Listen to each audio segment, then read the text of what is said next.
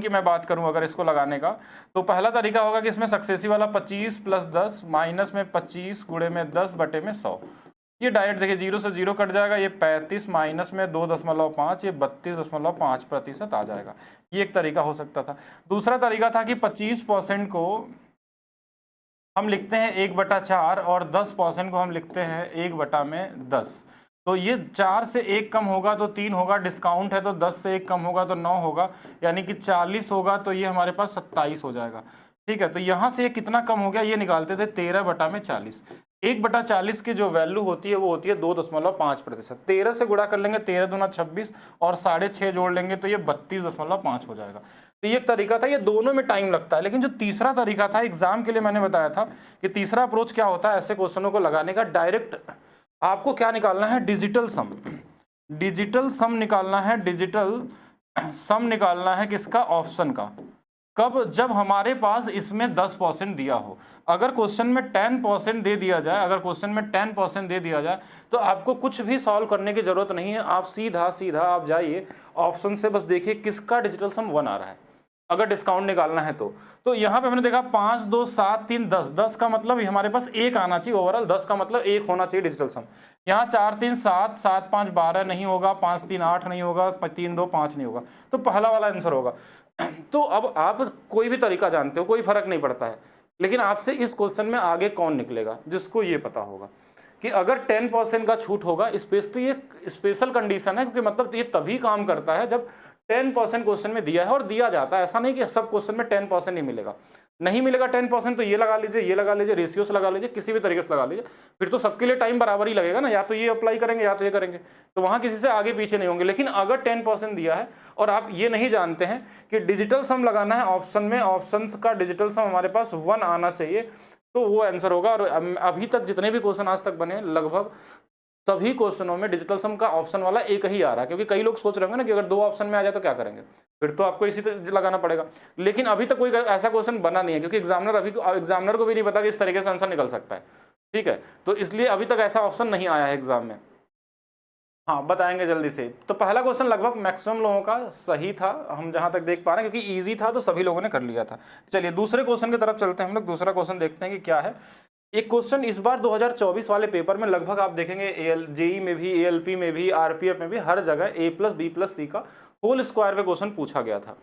तो a+b+c का whole square क्या होता है, बड़ा इजी है, a square b square c square plus 2ab 2bc 2ca, ये सभी को याद होना चाहिए। अगर आप यहाँ तक पहुंचे हैं, प्रैक्टिस सेट में आप आए हैं क्लास देखने के लिए, तो कहीं ना कहीं आपको ये आइडिया होगा, आप पढ़े होंगे। अब आपको इसमें से ढूंढना कौन सा वाला सही ऑप्शन है।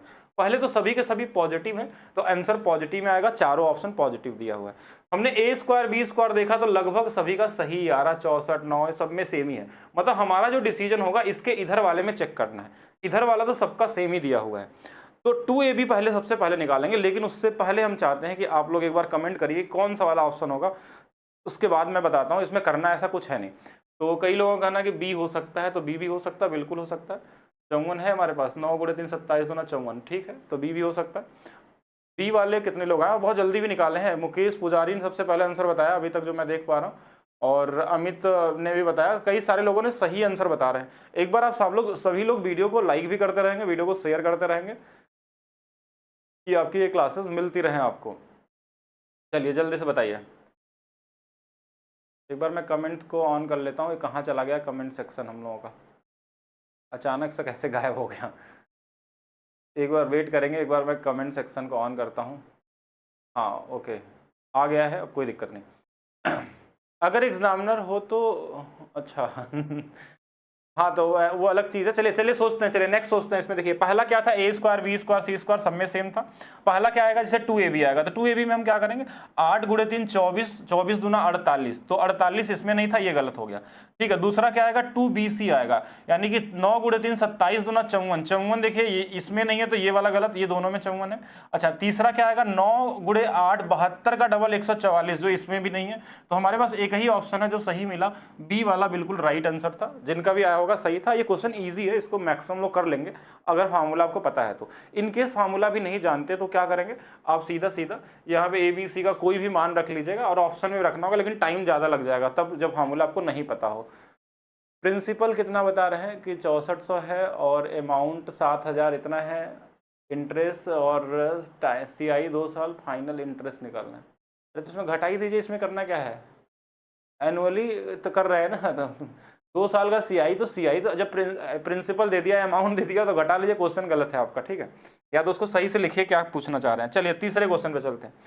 एक क्वेश्चन बार वाला आपको दिखा 2024 में, लगभग मैक्सिमम सेट में आपको ये क्वेश्चन नंबर सिस्टम से पूछा गया था। अब यहाँ पे क्वेश्चन में क्या था कि ये बार वाला सिस्टम में क्या होता है कि जो अगर दोनों के ऊपर बार है तो हम सीधा लिख लेते हैं कि 27 बटे में 2 बार 9 हो गया नीचे में। इसमें जैसे 39 है तो इसके नीचे में भी 2 बार 9 आ गया, और प्लस में 3 है। अब इनको जोड़ सकते हैं क्योंकि बेस सेम है, तो ये नीचे में 99 आ जाएगा, ऊपर में देखिए 9 7 16 और 3 2 5 1 6। ये 33 से 2 बार में कट जाएगा, 33 से 3 बार में, यानी कि 2/3 + 3 है। मतलब ये 3 इधर पहले से बना हुआ, तो 3 सही 2/3 लिख सकते हैं इसको। वही एक इसको आगे कर दिया, इसको पीछे कर दिया, तो 3 सही 2/3 डी वाला होगा। तो ये ईजी था, इसमें मैंने लगाने के लिए आपको नहीं दिया क्योंकि इसमें टाइम क्यों वेस्ट करेंगे। लगभग सभी लोग सही कर लेते, लेकिन मैक्सिमम लोग अभी भी हम चाहेंगे तो ऑप्शन में इसका भी गलत आंसर देने के लिए तैयार होंगे। तो ईजी क्वेश्चन में गलती होने के ज़्यादा चांस होते हैं, क्योंकि आप ज़्यादा जल्दी सोचते हैं और लगता है कि ईजी है, लेकिन कभी कभी आप गलत कर जाते हैं। तो डी वाला बिल्कुल सही था।